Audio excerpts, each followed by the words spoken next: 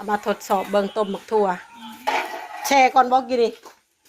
แช่หน่อยเดียวแช่หน่อยเดียวแล้วมันสิคุยคักอยู่บ่ล่ะวันนี้มันเป็นแห้งบ่แห้งเลยอันนี้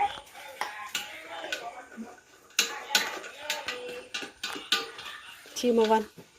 ชิมมั้งเป็นมันสุกบ่ล่ะ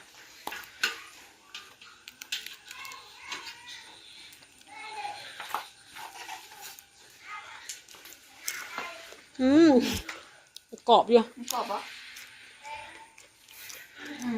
กรอบเลยกรอบอยู่ฮะ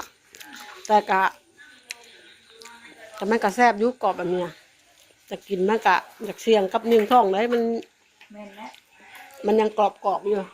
ไหวมันอีกจังไหมถ้ามันเละนะกะบ่แซ่บมันเละอ่ะถ่าจังน้อยนะคะถ่าจังน้อยก่อนเดี๋ยวกิน1 ท้องเลยเนาะ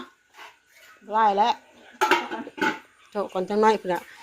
ผ่าผลกะโตมืดเว้นในพี่น้องเลย